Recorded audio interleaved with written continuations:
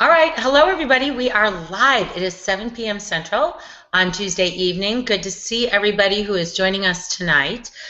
Today I moved into my family room. I'm trying to find the right light that looks good on these videos, and I've got so many windows in my house. It's kind of weird, hard to find the right light. So tonight, this is my new setting.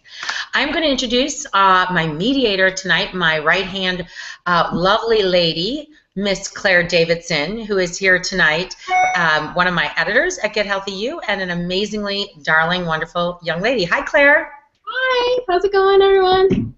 Good to have you here with me. Thank you so much. We have lots of questions that were pre-asked.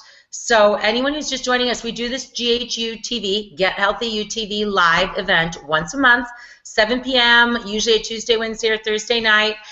We pre-advertise it so that you can join us, and you can always rewatch it later. So let's get right into it, Claire, because we have lots of questions. Great. Yes, we do. The first question is from Sandy, and it's about, I don't know if I'm pronouncing this right, but we did a blog on it, Diastasis recti. Yes. It says, hi, Chris. My youngest child is 14, and I'm pretty sure I have diastasis recti and have been inadvertently making it worse with exercise. Do you have a safe ab workout that I could follow or any other tips to help? Okay, so Stacy, right? Sandy. Sandy, you guys must think I'm crazy. Every single time, Claire, I can never remember. No, sorry, I'm looking at the sheet, so it's all good. Seconds ago. Okay, so if you do think you have diastasis recti, first of all, we have a blog on it. Go to gethealthyu.com and search that, okay? Because we have a whole blog on how to determine how the intensity of it. Any of us who have had kids potentially have this issue. I do. After 3 kids, your ab wall separates a little bit. And if you look at the picture on our blog, it shows you if you have more than 2 fingers of a width, there could be some issues with hernias. And I've seen lots of women that I know who have had hernias where they actually like pop out between the wall. And then that's when exercise could be making it worse, and you need to consult your doctor. Sometimes it does require surgical help. Those of us who have diastasis recti, mildly, like when I lay down, I can really push like almost like a deck of cards into my little, area. But your wall can get stronger and stay intact, and your abs can get tighter, and you can absolutely have a nice tight core, even if you've had some separation. So read that blog, and if you do think that it's getting worse from ab work, because it might be if it's severe, then talk to your doctor about it. So that's that. Hey, by the way, you guys can ask questions too. Right now, you can type them in, and we'll try to get to as many as we can. Great.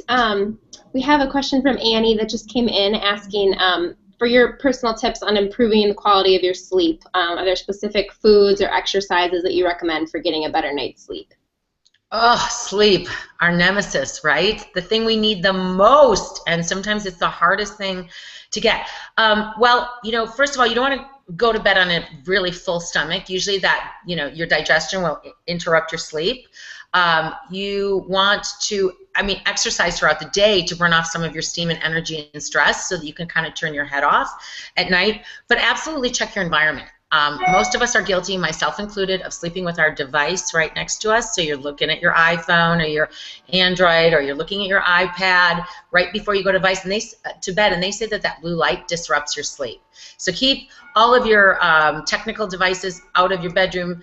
I do fall asleep with the TV, I have to admit that. But for a lot of people, that's very disruptive. Perhaps reading could help. And then also, think about caffeine intake, because a lot of people are really affected by caffeine. If hormones are the issues, that's what I'm kind of noticing in menopause, that the hormones are kind of my issue with sleep right now. Definitely get those checked to see what's going on. And of course, if you want to control hormones, one of the easiest pieces of advice I can give you is eat vegetables. I'm not kidding. Eat lots of vegetables. The nutrients and the fiber in vegetables can counteract a lot of hormone problems. Awesome. Our next question is also related to nutrition. It's from Sheila Marie, and she says, hi, Chris. I'm allergic to almonds, and I see plenty of recipes that use almond milk, almond butter, etc. Are there any alternatives I could use for a snack or smoothie that could provide me with the same nutritional benefits that almonds would? Whoops. Oops. Can you hear me? Hello? Are you there?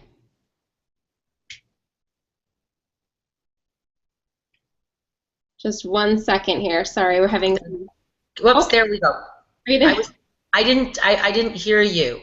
Oh, sorry. I was. There was a question from Sheila Marie, and Yep, about almonds. I heard that. But are you hearing me, Claire? Okay. Yeah, you paused for a second, but now I can hear you and see you. Okay, good.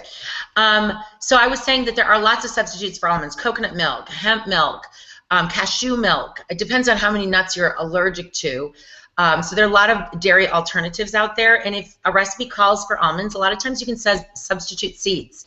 And I don't know if you're allergic to seeds also, but a lot of seeds will do the trick as well. Plus, I have used soy nut butter, a non-GMO soy nut butter in recipes that call for peanut butter or almond butter, so that's an option too. Hey, by the way, Claire. Yeah.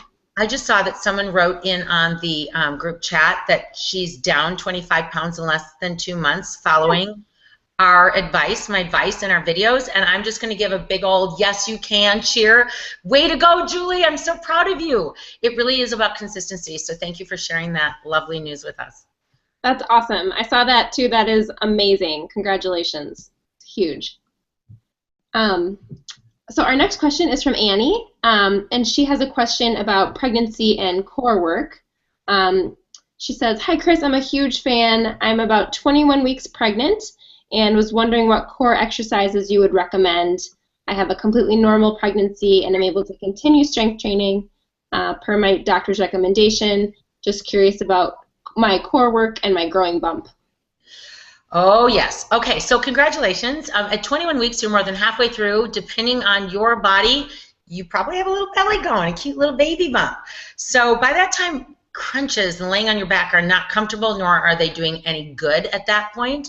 What I have a lot of pregnant women do are planks, and a lot of times an elevated plank where your elbows are on a chair or on a stability ball, but side planks, regular planks. At the end of the day, when you get to be about half, into that end of second, beginning of third trimester, core work isn't really your best friend at that point. Your belly's growing so much. It's more about safety in terms of your form for movement, like squats and lunges, and really paying attention to that, as well as really just making sure that you're bracing and keeping your core connected as best as you can when you're lifting weights. But congratulations, if you are having a normal pregnancy, there is no question you can keep going till the end. Listen to your body, and hopefully you'll have a really great labor. Yeah, awesome. Our next question is from Pamela, and she says, "I have lost 6 pounds in 6 weeks, and I'm now in my 8th week. I've hit a wall with no results. What are your suggestions?" I think it's that old, maybe it was Albert Einstein who said insanity is, the definition of insanity is doing the same thing over and over and expecting different results. So typically when you hit that stinking plateau, something has to change. So maybe it's now time to change up your food a little bit. Bodies react differently to different food types or different meal plans.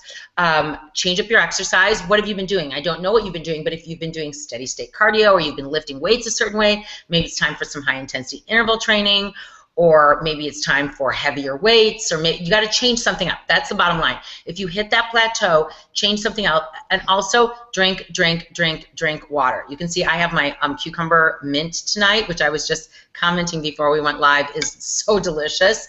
If you can get in at least 64 ounces of water when you're trying to lose weight, at least, it really helps flush the toxins. And I just have to tell a really quick cute story. I was walking with a friend today that I haven't walked with in about 1.5 years, 2 years, after I left the office today. And I used to train her over 10 years ago, and we've just remained friends. And when I saw her, I said, "Oh my gosh, you look so good, like you look better than I've ever seen." And she said, "Chris, I went back to some of that old advice you gave me." And one of the things I loved about her is she was always a hard worker. But she told me she's back to lifting the heavier weights, and she kept talking about her water intake, that drinking all this water was helping her with her weight loss. So it's just always fun to see people when they make those changes and when they start to, really understand it and see that they, that the health things that they're doing are making the difference. So I would suggest changing something up. Good luck to you. I would do what you can to make a new plan. Awesome. Good advice. Okay. We've got our next question from Amanda. And she says, "Is it okay to work out 7 days a week? I don't take a rest day anymore because I feel I need a lot of cardio to lose fat. Usually I do strength at least 5 days, and on off days, extra cardio. Is this bad? Well, that's a lot of exercise. I mean, I like to have a rest day because I think it's good mentally and physically. It's good for your joints, your bones, your body. Depends on how hard you're going. But if you're lifting weights 5 days a week, that's a lot. I would suggest maybe going heavier and maybe going for 3 to 4 days a week with weights and see if you can go heavier. So that you want to feel a little sore perhaps so that you do want to take that day off. Cardio is good. Cardio burns fat. Cardio conditions the heart. But just going nonstop with cardio is not always the quickest way to weight loss either. It's heavy weights. So just the fact that you said you're lifting 5 days a week makes me think that you're maybe not getting super sore every day. So I would go a little heavier weights, maybe 1 less day of weight training, and add in a rest day. And when I say rest day, for me, what a rest day means is a walk. With a friend, or a day of yoga where I do a nice stretch and relax type of a day. So that can be your day off. It doesn't mean sit on the couch, but definitely I would go for some heavier weights so that and don't get caught up in that cardio, for lack of better words, treadmill, where it's like constant. You want to get in 150 minutes of hard pumping cardio and sweat it out a little bit each week, but add more heavy weights. Good. Okay. Our next question is from Cynthia, and she has kind of a question. She sounds like she used to work out to your DVDs and perhaps is now a GHU TV member, which is awesome. Yay. Yay. She says, I have been exercising with your programs for over 14 years. I have not always been consistent, but I would like to get back on track. What program do you recommend as an overall toning up your body? Oh, well, I mean, okay, you guys know I get passionate about everything. Like I always say, this is my favorite because I always get so excited about each thing. But, if you're first of all, consistency is the key. So everybody, who's listening, you guys know consistency is the key to getting results. But what program? Well, I love definitions in Get Healthy UTV because that is strict strength. Like it's great. Grab heavier weights. It's not plyometrics. It's not jumping. It's not fast intervals. It's all about heavy weights. So definitions is definitely one of my favorite programs. I love them all. I like intermixing them. I love Rock Your Body Boot Camp because I think it has a really good variety. You've got your cardio day. You've got your butt and guts. So buns and abs. You've got body weight circuits, and you've got oh my gosh, I'm just drawing a blank. Calorie Sizzler. Which one? Calorie Sizzler. Oh, that's the cardio one. Yeah, Calorie Sizzler. Sorry. Oh, Powerball. Yeah. With the stability ball. So I love that. If you really want to change something up, check out our combo calendars. We have a Firm and Burn, which is a combo of 3 programs. We have a Total Body Transformation, which is a combo of 3 programs. And then we have the Ultimate Abs, which is a combo. If you are really feeling like a beginner, any of you who are out there and saying, well, I'm kind of a beginner and I don't know where to get started, we are adding a new beginner calendar, which combines some yoga as well as Move to Lose and Walk and Tone for all of you beginners. So did I even answer that question? She asked where to begin. I would definitely begin with, I guess I love definitions to get back started with weight training, but I love them all. So. It's hard to choose too because there's so many different ones. I'm a huge fan of the Calorie Sizzler. I know you know that. I know you told me that. And by the way, I love Bar Sculpt with Lindsay. I think that is a really fun, variety and good cross training. And of course, any of you Get Healthy UTV members, check out Yoga Flowetry with Jennifer Ghilardi because she is a friend of mine and she is a beautiful ballet dancer and yogi, and I love her yoga programs, and we have a couple more coming from her too. Those are awesome. Kind of going back to a question you answered a minute ago, Julie wants to know, she's just starting out upper body toning with hand weights, and she wants to know if it's better to use smaller weights and do more reps or use heavier weights and work up to more reps. She also wants to know if there's a benefit of using a band as opposed to hand weights. Okay, well, a band is a good substitute for hand weights or something that you could use intermittently just for variety. It's not necessarily better or worse. It's different, okay? It's different, and it's more along the school of high reps, lower weight. But it's also great, it's portable and you can travel with it. But here's the thing. When you use lighter weights and higher reps, you're training muscle endurance. Muscle endurance is how many times can you do something over and over and over without fatiguing. So think of the daily activities. Let's just say you are shoveling. Oh, thank goodness we're not shoveling anymore. But shoveling snow, that's repetitious. Or raking the yard, that's repetitious. Or gardening, where you're doing the same motion over and over. Or maybe you play a sport where you throw the ball over and over and over. That's muscle endurance. You're continually doing the same thing. Muscle strength is how many times can I pick something up, like 1 rep max. Or let's say you have to pick up 1 heavy box and move it over somewhere. That would be your strength. Heavy weights, get stronger, and that's going to help you build more muscle, which more muscle is actually more compact, will help you feel toned. So it's important to train both your muscle endurance and your muscle strength. So personally throughout the week, I do a little bit of both. I'll do some high-intensity interval classes where I use lighter weights, but I do higher reps and I'm moving faster, and then I'll do classes like the definitions program where I'm going to grab a heavier weight and you know, do it a little bit slower, fuller range of motion, and that would make a very well-rounded body for you. Love it. All right. Our next question is an awesome one from Sherry. She wants to know, this may be a silly question, but how should exercise leggings fit? I always seem to have the problem of my leggings sliding down while I'm working out, which is not a good thing. It's really frustrating to have to slow down or pause to stop my leggings from falling down. I buy them to fit close to my body, but not tight. Is that how you should be buying them? That's funny because the other day, I mean, I have so many leggings. I have way too many pair. And the other day I was wearing a pair that I tend to wear more for like street clothes. And I was wearing them to exercise, and they kept I kept saying as I was teaching the class, holy moly, I have to keep pulling these stupid things up. Super irritating. They are meant to fit tight, and typically, especially when you sweat, they kind of grow a little bit. Spandex and Lycra does. So I say, I mean, obviously you don't want them so tight that you look like you feel like you're wearing a sausage casing, right? But you want them tight because otherwise they will kind of grow. And if they have any cotton in them at all, forget it. I don't really like leggings that have cotton in them because they'll just, when they get wet, they stay wet and they grow. So, but definitely a little tighter so that you don't have that problem. It really makes a difference. Awesome. Another question about kind of workout gear. Nikki just asked, where do you get the step platform you use in your workouts? So if you're looking at the step platform that I was using in Move to Lose, that was like a lower step. If you're looking at the step platform that was in Definitions, that's what we call a Russian box. And those are a little higher platform. And both of those you can get from spry.com, SPRI.com. And they sell all the products that I use. I work for the company. Any of you who go to a gym have probably seen Spry products all over the gym. Occasionally, like Target, I don't think sells a step platform, but sporting goods stores probably would, or any store that sells fitness equipment, like a company that might sell treadmills and ellipticals and stuff. Sometimes they have some of that gym-like equipment, but SPRI.com is where you can get them. Awesome. This is a great one from Kathleen. She wants to know, this may seem like a silly question, but how come we can spot train but not spot reduce? Well, that's not a silly question. There's no silly questions, by the way. They're all good.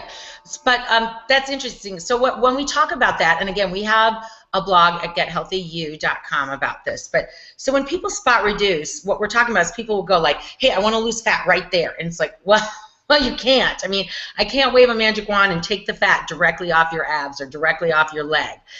When you are trying to lose body fat and spot reduce, it's just going to come off your body.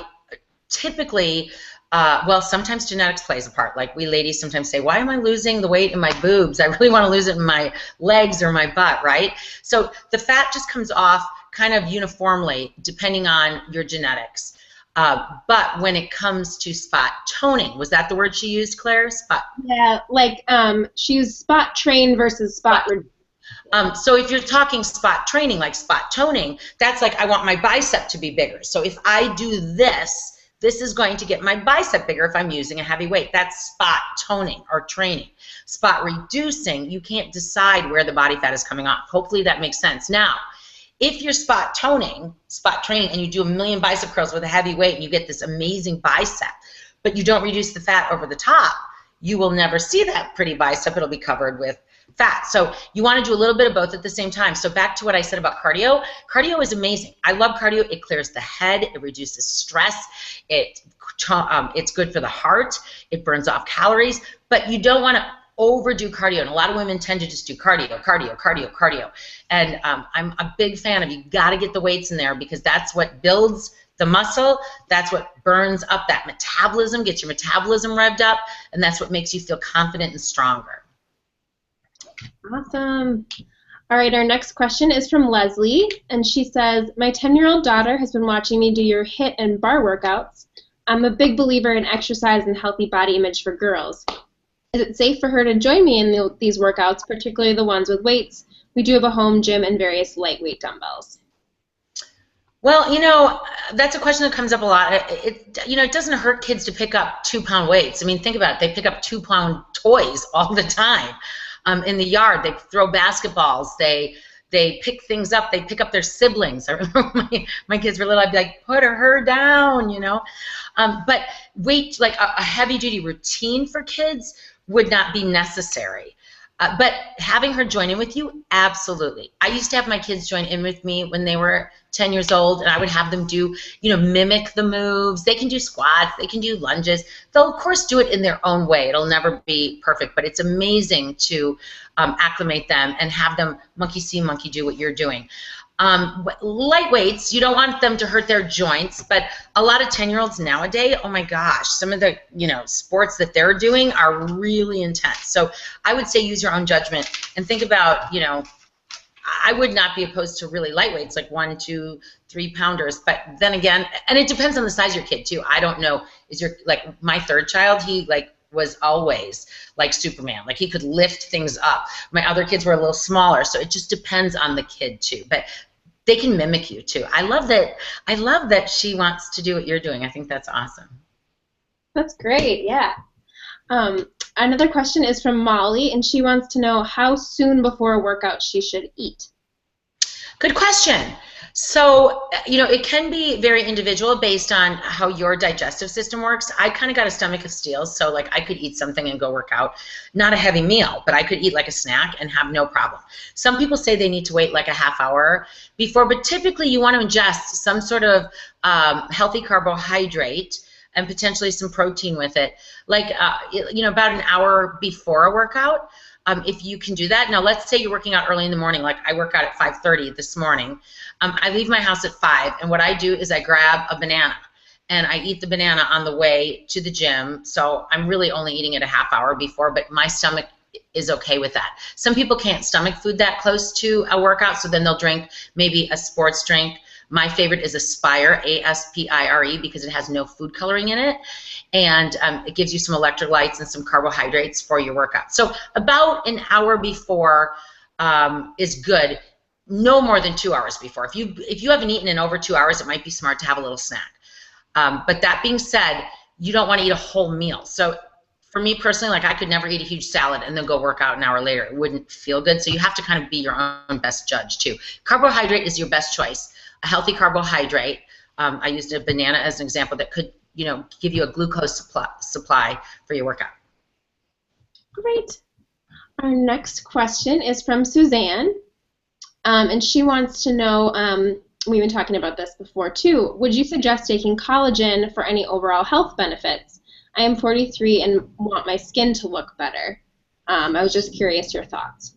So we were just talking about this before we went on air, and this is something I've talked to a lot about in these live Q&As because we've talked a little bit about skin. So I'm 50, and when I was like 45, it was 45 or 46, I got this horrible skin thing going on, and I knew it was hormonal, but I didn't know how to handle it. So I was getting like white pustules, like literally when I turned my face sideways, it was like bumps. And I know, I said this, I think, I don't know which live video it was, but I said one of my sisters who's younger, I have a sister who's 8 years younger and 11 years younger, and I have an older sister and brother too, but my sister who's 8 years younger goes, oh my God, what happened to your face? Now, when your sister says that, it's bad, right? So I went to the dermatologist. She tried to give me acne medicine. I knew it wasn't acne. I started experimenting with my food, trying to figure out if I was allergic to something. And I did eliminate like everything that I thought might be the problem and then slowly added them back in. And I do to this day think that peanuts, like just eating peanuts in general or peanut butter, causes some skin issues for me.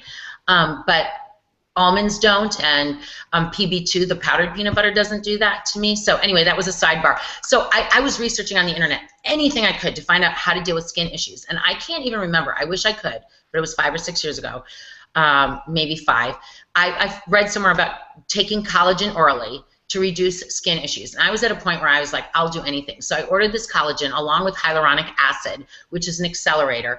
And I started taking it, and I am not joking. Overnight, my face cleared up. So for the last, like, 5 years, I've been taking it every single day. And I have run out of it a couple of times where I thought, oh, well, no big deal. I'll just order more. And if I go a couple days without it, it's no big deal. And literally, like, if I go 2 or 3 days, I noticed that I start getting like these weird marks on my face. And so you guys, I pulled it out of my bathroom right before we came on air because I wanted to show it to you guys. So here's what it says, okay? It says Super Collagen. It's from Neocell, and this is what it looks like. And I order it off Amazon, or I sometimes order it off Bulu Box, or I go right to Neocell. You can buy it at the grocery store. I know Whole Foods has it. But it says to take 6 tablets, and when I first started taking it, I did that. 3 in the morning, 3 at night. Now I just take 3 a day. And then the hyaluronic acid, where did I put that? I usually buy the Neocell hyaluronic acid, but they were out of it, so I just got this one, hyaluronic acid. And this is just an accelerator. I take 1 capsule of this. So at night, I just take these 2 together, and it has been a skin saver for me. I'm not kidding. I can't say it's going to be for everybody, but it is for me, and I absolutely can't live without it, I've figured out. So that's helped my skin. As we get older too, by the way, you're in your 40s, like things change. You have to kind of experiment. I switched skincare too because the lotion I was using before wasn't working for me. And so I think as we get older, we just have to kind of experiment a little bit and, you know, check out food sensitivities and try this. Awesome when you find something that works. You can stick with it. It's great. So our next question is from Margaret, and she wants to know the best exercises to get rid of stomach fat and cellulite at the top of her legs. I wish I had a magic wand, right? Okay, belly fat. If you go to GetHealthyU.com, we have a ton of articles about things that you can do to reduce belly fat. Some of them involve stress, cortisol. That silly cortisol, which is a hormone that floats around your body from stress, is a culprit for fat storage. And it is also, you know, not only, well, exercise, that's what I wanted to say. Exercise can help to relieve stress, as well as like any kind of forms of like yoga, that kind of thing. We have that at GHUTV if you want to check it out. Some other things that cause fat gain in that belly area, insulin. So insulin is the fat-storing hormone in our bodies. When you give yourself blood sugar rushes all the time, maybe you're eating processed food, or foods that have added sugars, insulin gets released in the system to clean the sugar out of the blood, and what does it do? It stores it as fat. So I want you to think, if you have a lot of high blood sugar issues because you're eating processed food or sugar, added sugars, the insulin comes in, picks it up, stores it as fat. That's a big culprit for belly fat. So if you can get a hold of that blood sugar, get it leveled out so your insulin doesn't have to work so hard. Reduce the packaged food, reduce the added sugars. If you can reduce your stress to reduce the cortisol, those are 2 really good things. And then, of course, exercise helps. So, you know, core work and not just crunches. We talk about that at Get Healthy You all the time. We have a whole ton of exercises for you at Get Healthy You, but, you know, being mindful about the exercise. It's not just crunches. It's all different kinds of exercises, side planks, regular planks. We have so many workouts that involve Pilates, which is really one of my favorite types of core workouts. So those things together, exercise and then eating right, make the difference. When it comes to the upper thighs, oh, girlfriend, if I could just tighten my upper thighs too. I mean, we're all our own worst enemies, right? We all are too hard on ourselves. It happens with age. Your skin starts to get a little more crepey and looser. That happens to us, and your skin starts to thin. So you see things like veins and cellulite through them. So again, lunges and squats, those are your best friends when it comes to tightening and toning the legs and the glutes. And then, of course, dress for success. You know, that's what I would say. focus on your best assets and make those, you know, what you shine, and cover the other things that you don't love, because fashion is such a personal thing nowadays. And then just remember that you're beautiful from the inside out. So it doesn't always matter what's on the outside. It really matters what's on the inside. I love it. Our next question is from Jill. She says, I work out and track my food. I try to eat a lot of veggies and lean protein, but I feel like my body has a super slow metabolism. Are there any suggestions you can offer on losing these last 15 pounds? I just started lifting weights, and I do that 3 days a week and then do cardio the other 2. She says, I carry my weight in my hips, butt, and thighs. Okay, well, I'm so glad you started lifting weights 3 days a week, because that is, now, first of all, it's going to take some time for that to make a difference. But that will be your big key right there. And the cardio a couple days a week is awesome. You want to do 150 minutes of heart pumping exercise a week, according to the government, and just for good heart health and burning up enough calories.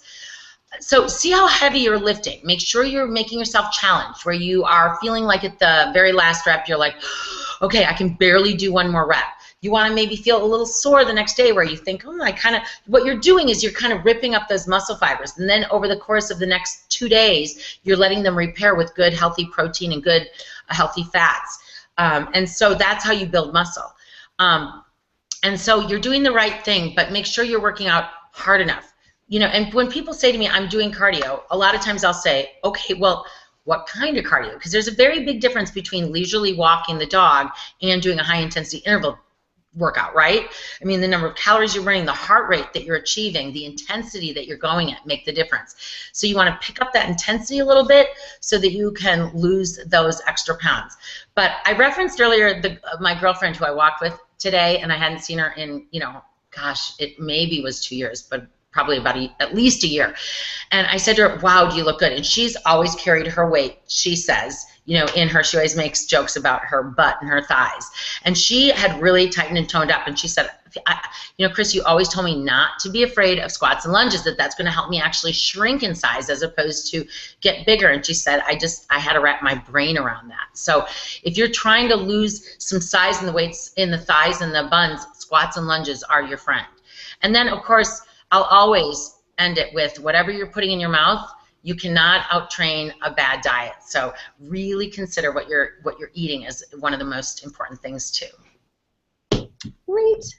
Our next question is from Kelly, and she wants to know, what are the best exercises to tone your arms quickly? Best exercises to tone your arms quickly. Okay, so let's go with, well, quickly is kind of a hard word, because quickly, you know, people say like, hey, can I get my arms toned by the end of the week? And I'd love to say yeah, but I have to say no, because I like to tell the truth. It takes time, you know, to see differences with weight training. It's good. I always say it's 4 weeks till you notice the difference, 6 weeks till your best friends give you a compliment, and 8 weeks till a stranger says, hey, or not a stranger, but an acquaintance says, hey, you look different. So you have to be really patient. But when it comes to arms, you want to do opposing muscle groups. So biceps, you know, bicep curls, tricep kickbacks, tricep overhead. You want to get bicep and tricep, work both. Do in definitions upper body, we use all of our upper body muscles. Then shoulders, if you can get those shoulders nice and toned and defined, when you have a little broader shoulder, it brings down the waistline a little bit, right? So, but bicep, bicep curls, tricep overhead, tricep kickbacks, push-ups, those are all really good upper body exercises to get toned. Quickly is a hard word, but if you challenge yourself, I promise you, you'll notice differences within 4 weeks. Awesome. Our next question is from Christy, and she says, my biggest struggle is soreness. I still have about 10 pounds to lose, and I work out a minimum of 30 minutes 6 days a week. I use your HIIT videos, 10 pound slim down, and do the elliptical the most often, but my legs hurt all the time and my toes are also sore. I eat a healthy diet and wear high-quality running shoes. Can you recommend anything to combat the constant soreness so I can reach my goals? Oh, well, you might need an extra rest day in there. I don't know how long. She didn't say how long she's been exercising, has she? No, she just said like 30 minutes about 6 days a week. Okay, so, you know, if you are fairly new to exercise, you may need to just take a little more baby steps just to let those muscles get used to it. I mean, I'll use an example. I do squats and lunges like crazy every day, right, when I'm teaching. And then I went down to Florida to visit my daughter, and I went running. And I don't run a lot in Minnesota in the winter. And I ran 3 miles, and my legs were so flippin' sore. I couldn't believe it. And it's just because I haven't been doing that type of exercise. And it did take a couple of days till my leg soreness went away. I had to kind of ease into running again. So I think, you know, it's really important that you might need an extra rest day. The other thing is, especially when you talk about your toes being sore, and if you think you're wearing the right running shoes, I would ask you, are you taking any magnesium? Because magnesium helps with joints and with muscle cramping and soreness. And I even noticed that for myself, that even though I eat almonds and I eat some foods that have magnesium, if you are exercising a lot, it is good to take a magnesium supplement to help with muscle cramping. The one thing about taking minerals, by the way, everybody, is never take a mineral on an empty stomach. You will feel super queasy. I tend to take minerals at night. I take magnesium at night because then I just go to sleep and it's okay. But you wouldn't want to take them on an empty stomach. But that might be a good idea too. And of course, a little massage goes a long way. I have one of those tiger tails, one of those long, it looks like a roller, and I just roll my thighs out and roll my hamstrings out when I need to. And a foam roller is a great tool also. Yeah, I love the foam roller. So Jan has a question, and she wants to know, are stevia products like Zing okay to use, or is stevia in general okay to use? Stevia in general, I'm personally okay with. I don't know anything about Zing. I don't know what that is. It must be a brand of stevia. But I like stevia as a sweetener, and I do use it. And a lot of times I have the little packets with me when I travel, because we all know when we travel, the only packets you find are the pink, blue, and yellow packets. And I don't use pink, blue, or yellow ever. So I will carry the little stevia packets with me. I tend to use honey, and maybe were we talking about this in the office, Clara? I can't remember who I was talking about. Honey is just a really good, I think it was Kate. We were talking about this in the office. Honey is just, I like it. It's just a little extra sweeter, and I like that flavor, and it's a really easy sweetener to use. But anyway, I am a fan of stevia. Yeah. So Kristen wants to know, and we had a few questions about this, what exercises you'd recommend for pregnancy and like the earlier stages of pregnancy. Okay, hey, look at this. I'm almost done with this water. Hey, you guys, it is not hard to get a lot of water. And by the way, I'm going to answer that question, but we're doing that hydration challenge, Get Healthy You, this week. Claire, we put it up on Facebook, and yeah, and so we've been getting a lot of people who said they're doing the challenge of 8 glasses of water, 8 glasses, 64 ounces. But this is 24 ounces, so when I drink 3 of these a day, bam, I'm done. So I challenge you. But pregnancy. So she said, repeat it one more time, quick. I'm sorry. No worries. She wants to know what the best exercises are for like early on in your pregnancy.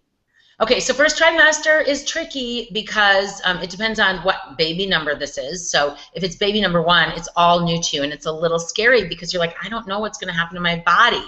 Also, genetics plays a big role. Some people are very morning sick in those first few weeks, months, and it's near impossible to exercise.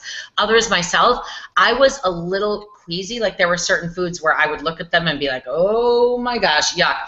But I never felt I was able to exercise. So you have to listen to yourself. Of course, I'm going to preface this by saying you have to talk to your doctor, because your doctor, whoops, sorry, I kicked my table. Your doctor is by far the most important person when it comes to telling you what you can and cannot do. But if you are feeling good, typically the rule of thumb is you can keep doing whatever you've been doing for the last 6 months. So if you've been running for the last 6 months, you can still run. If you've been doing fitness classes, you can do it. However, if you're new to exercise and you've just decided to exercise because you got pregnant and you want to stay in shape during the pregnancy, then you need to start with baby steps and you need to consult your doctor. And then listen to your body. The most important thing when you're pregnant too is the heart rate. You don't want to get your heart rate so high that you get lightheaded. And because you're making this baby, it's an absolute miracle. So your body is working so hard, and your joints are relaxing from the hormone relaxin that is released in your body as your belly and hips start to expand a little bit. So be careful. At Get Healthy You, we do have several prenatal workouts and that are good for trimester 1 and 2. So check those out also. Awesome. So Tracy wants to know what skincare products you use and which brands you recommend.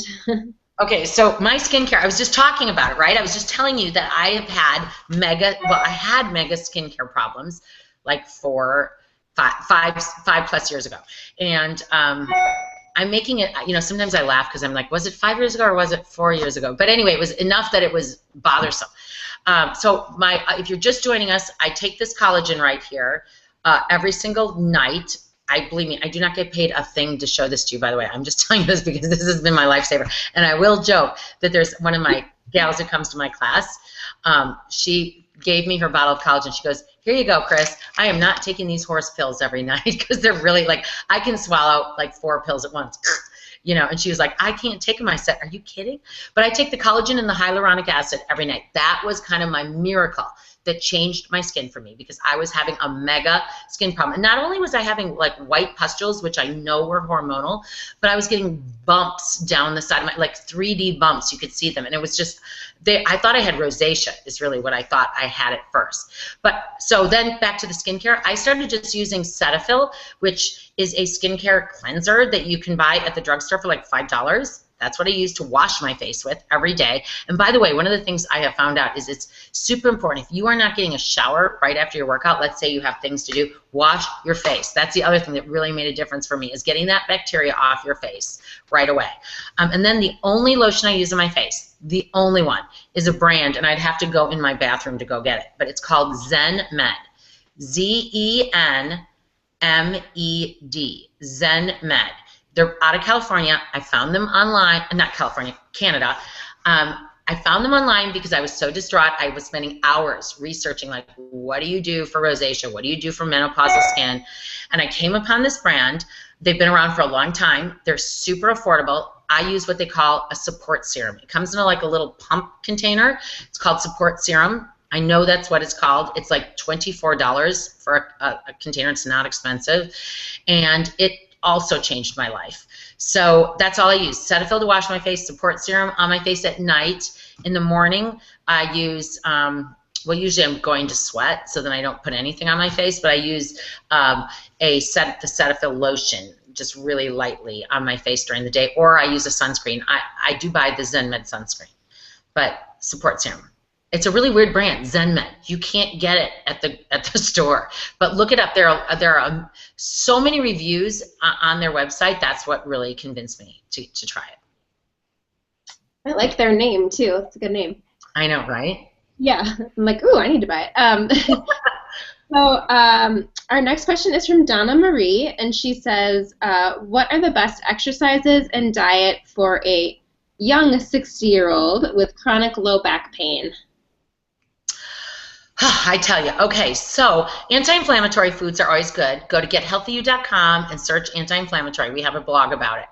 And foods that naturally reduce inflammation, like cinnamon, like turmeric, however you say it, a great spice. And you can take turmeric pills. You can buy them in the pill form. Another anti-inflammatory, bromelain, which is found in pineapple. That's really good. And you can, again, get bromelain pills that are good for anti-inflammatory. But, early 60, I have low back pain too. I had a really bad low back pain about 4 years ago. I got an MRI, and they said, you have a degenerated disc. It's kind of herniated, and it's smushed, the one between L4 and L5. I was not having any nerve pain, so that was really lucky for me. But they just said, it's wear and tear of your age. It's what you've been doing your whole life. It could be genetic. And so, basically there was nothing I could do besides start to do exercise that helped. One thing I found out is exercise helps me. The more I do good movement, the less pain I have. But I do Pilates, and if you go to a physical therapist, they're going to tell you to do Pilates. They're going to show you Pilates exercises, and that has helped me a lot of the Pilates exercises. Some yoga positions, but here's what's helped me. And I did have another MRI, by the way, 4 years later, and they said, yeah, the disc is pretty much gone now, but my pain has subsided by about 80%. And here's my little routine, if this can help you at all. I use heat on my back every single morning. And when I say every single morning, I mean 7 days a week. And I get up and I plug in my little heating pad, and I put it on for 10 minutes, just 10 minutes, and it heats my back up, and I lay on my foam roller or my massage ball. I have like just a little round massage ball. that is kind of like, it's a little harder than a tennis ball, a little softer than a lacrosse ball, and I just put it in those like trigger points where I can just tell my muscles are tightening up, because I really think that my muscles are tightening up around my discs to protect them, as well as perhaps some arthritis is setting in. So I lay on that ball while I've got my heating pad on, and I just kind of move it around to those points that just need to be loosened up. And that routine every single day, not once a week, not twice a week, but doing that every single day has truly changed my pain tolerance. And I can do most anything. The one thing that just really bugs me the most is long distance running. I don't do any long distance running. And when I say long distance, like 5-10 miles, because that really does the next day cause me pain in my back. But you have to play around and see what works for you. But if it is chronic back pain that's been happening, and we have a blog about heat versus ice that we just published also, but if it's been over 6 weeks, it's chronic, typically heat is going to be helpful, along with any kind of muscle work that can just relax some of the muscles around there. And then check out our Pilates workouts. At Get Healthy UTV, by the way, you guys, we do have a couple Pilates workouts. One in particular is in the definitions, and there's 2 in the Move to Lose. Great. So Carol wants to know what the best exercises are for slimming the thighs and hips. Okay, I just ate a piece of mint, sorry.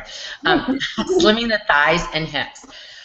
Every woman wants to slim the thighs and hips. So I still go back to squats and lunges work for the entire leg. They're multidimensional. So when you do a squat, when you do a lunge, especially lunges, they really work the inner and the outer thighs. Pliés, which is basically a squat where you turn the heels in, toes out, right? Like a ballet dancer, and tuck that pelvis underneath.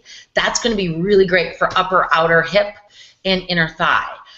So really having a good leg routine makes a difference. Glute bridges, hamstring roll-ins with the ball. All of these exercises I'm mentioning are all on Get Healthy UTV, which is why I'm such a fan of group fitness. Even though I'm the one teaching the class, I go to other people's classes a lot, and I love it. If someone has a routine for me where I'm regularly doing the right exercises, you know, it takes the guesswork out of it for you. So I hope you guys are doing some of these workouts with me. But consistency and repetition is really the key. So that's the thing, is I'll have people who tell me like, hey, I just, today I did some squats and lunges, it just felt so good and my legs feel so good, but then they don't do them for another week. That's where, it's hard to make changes in your body. So I go back to my friend that I walked with today. She just adopted, and by the way, she said to me, Chris, I've been doing this for a year now. I went back to what you told me to do, and I've been doing this for a year now, and my body has completely changed. So it doesn't happen overnight, but squats, lunges, pliés, glute bridges. Great. So this next question is from Nicola, and she wants to know what the best exercises for an absolute beginner are, and she kind of wants some guidance, like how often should she be working out to start with when she's totally beginning? Sorry from scratch. Okay. Well, so first off, congratulations. If you are getting started, you are never too late. You are never too old for this health journey, so I'm super pumped for you. Second of all, as a beginner, sometimes one of the things that the emotion that people feel the most is fear, because they're fearful of, like, what if I get hurt? What if it hurts? What if I get too tired? What if it's too much? So start with baby steps. Don't overdo it. Get used to your heart rate getting up and be aware of your perceived exertion, like how hard am I working? And when you start to work harder, you'll notice that you start to breathe through your mouth. So you're no longer just breathing through your nose, but you start to breathe through your mouth, and your heart rate starts to go up. And you have to kind of listen to your body and say, okay, on a scale of 1 to 10, where am I? If you, especially as a beginner, stay down at like the 3 or 4 and see how it feels for a while. And then if that feels good, take it up to a perceived exertion of 5 or 6. See how that works. Start with muscle work. There's no reason you can't start with muscle work along with the cardiovascular movement, but start light. See if you're sore the next day. If you're not sore, then take your weights up a little bit. If you are sore, give yourself a day of rest. So if you are a Get Healthy UTV member, the Move to Lose and the Walk and Tone are the 2 beginner programs that we have on there. And they're both really good for starting out, just slowly and seeing how you're doing. They both have a calendar, a 28-day calendar that kind of help you. So if you're saying, well, I'm not sure what I should do every day, we've laid that out for you. And any beginners who are listening, we are putting up hopefully by the end of this week. If not this week, it'll be by the beginning of next week. A beginner calendar for you that combines Move to Lose, Walk in Tone, and yoga flowetry, so that you have a really well-rounded 28 days of beginner workouts. So you'll have to check that out. It's going to be great. All right. Iris has a good question that I'm curious about too. She says, should I be breaking up my workouts into upper body one day, lower body and abs the next day, or does it not matter? Well, at the end of the day, it doesn't matter. I mean, you can put everything into a blender, shake it out, and at the end of the week, and it's going to all kind of come out the same way. However, it depends on how you're planning.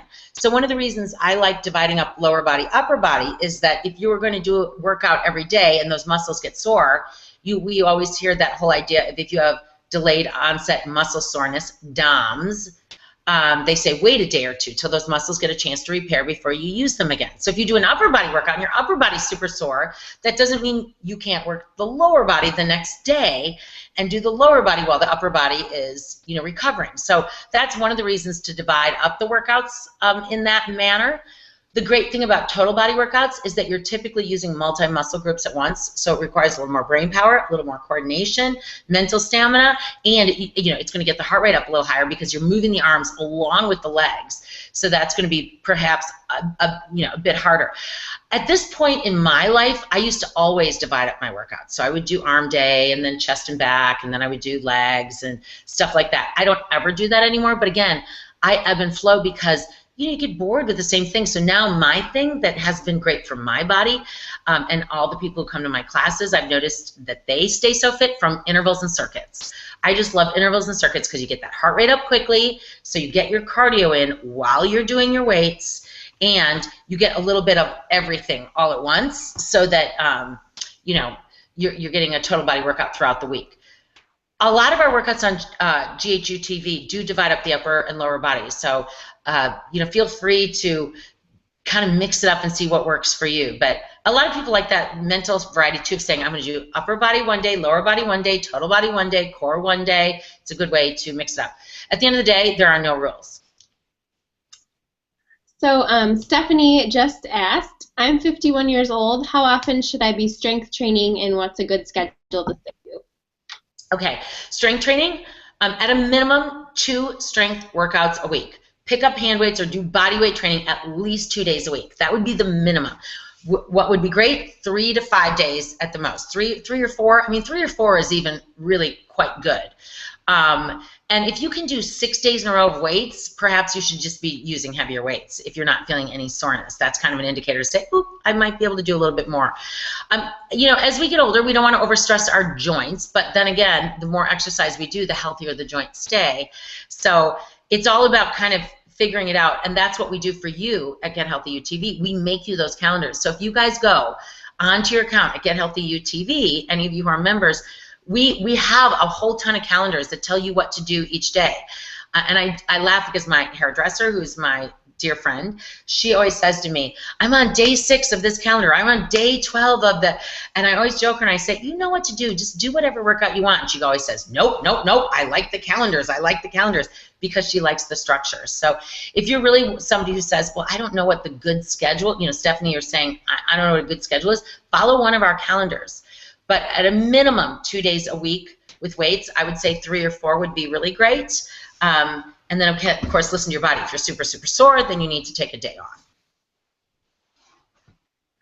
All right. Our next question is from Kim, and she wants to know what's the best way to get rid of back fat. I wish I could. Again, who's going to give me a magic wand one of these days? Good Lord.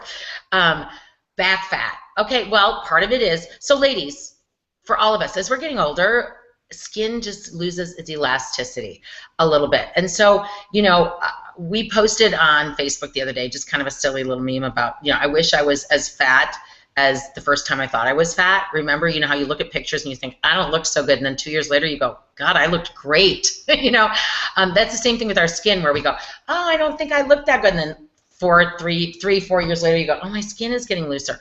So part of it is elasticity in the skin as we get older. And, I know people will say, oh, Chris, you look great. And I feel good about myself. I always do. I want you guys to all feel good about yourself too. But, you know, as I get older, believe me, I look at my body sometimes and go, oh, things are changing. So part of that is accepting it and saying, you know, this is part of who we are. And what makes, again, I'll go back to what makes us beautiful isn't necessarily what's on the outside. It's what's on the inside.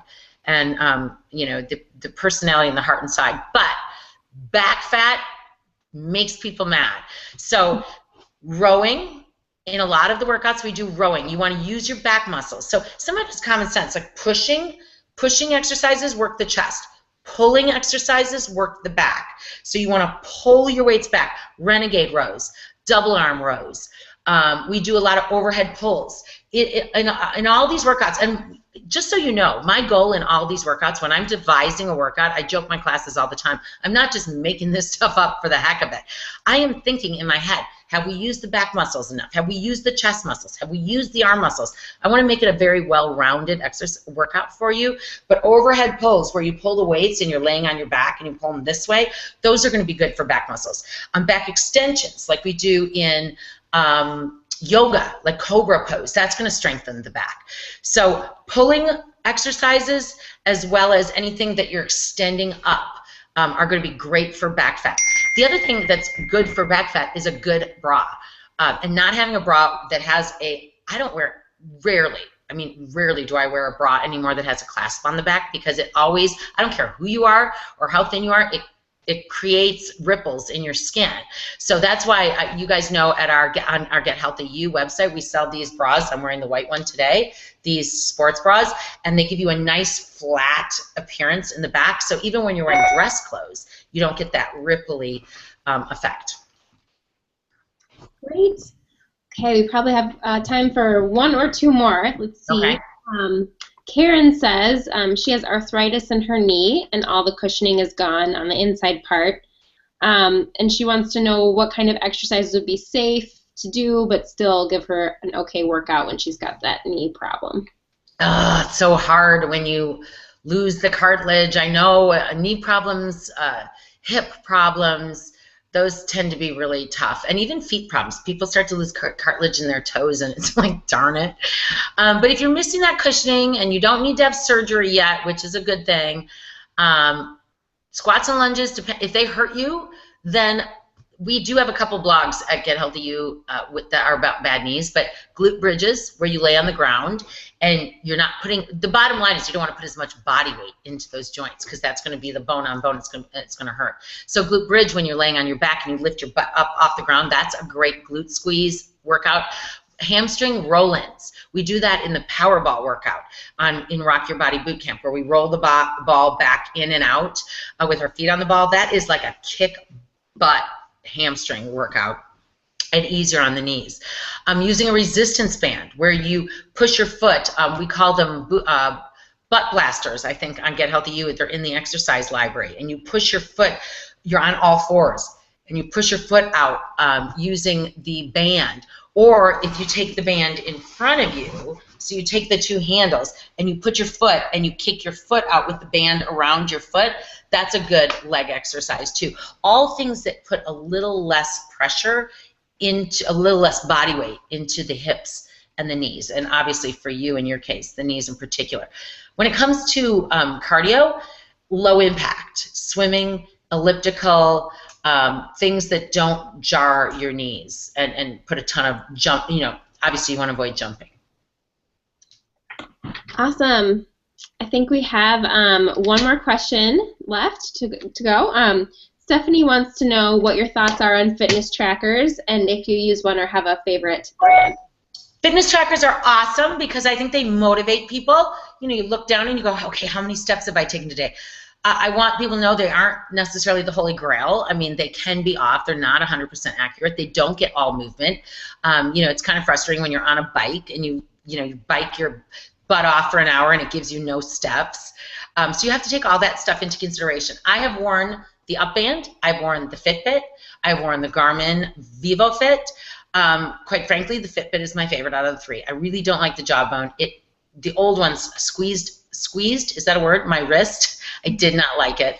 The Garmin was not my favorite. The Fitbit was by far my favorite for that brand. those brands. I am currently wearing the Apple Watch, and is it turning on? There we go. And I like the Apple Watch for everything, but not as much exercise. I like it for steps. It really does give me my steps, but it's not 100% accurate with heart rate, because at the end of the day, if you really want your heart rate tracked, you need to wear a heart strap that marries to the heart rate monitor and gives you an accurate reading. I did just see that Polar came out with a new tracker, and it's like called the A360 maybe. And I just looked at that one, and I was thinking to myself, maybe I want to get that, because it has the heart rate strap with it too. I have not tried it, so I don't know. But I do think they're worthy. I think they are good motivators and reminders for us. I think people are having fun getting to know their movement patterns and their body better. One thing I do like about the Apple Watch is I have it vibrate to tell me to stand up every hour, so that's kind of cool. So I do like them. You just have to be mindful of how much money you want to spend, and then how long they're going to last. Because I feel like the Fitbit and the Upband, they break after 3-4 months. But again, if you take the money and amortize it over the course of the few months, maybe it was worth it. So. Awesome. Well, I think that's it for tonight. But I know we run out of time so quickly. I know we had a lot of viewers, Claire, and I know that we potentially had some issues with links. That some of you guys maybe had the wrong link to begin. So if you're rewatching this video, or if you did have the wrong link, we corrected that, and we're sorry.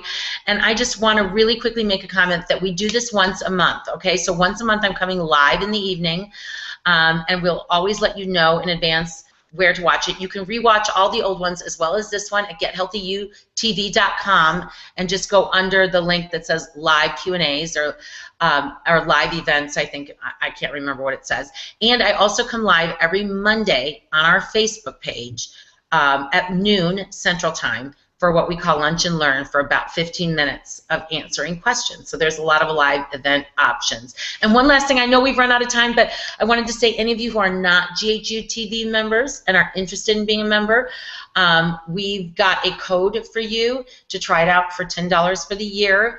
I don't even know how you could say no to that, because that's 83 cents a month. So it's Chris, my name, C-H-R-I-S, and the number 10. To try it out. So thank you so much for joining us, Claire. Thank you for helping me. Oh, thank you for letting me. Really good to do this and have everyone's questions answered. It was a lot of fun. So you did a fantastic job, and we really appreciate all of you. I can't tell you how much we appreciate you being a part of our community. And it's a health journey, you guys, one step at a time. So we look forward to seeing you again soon. See you later, and thanks again, Claire. Bye.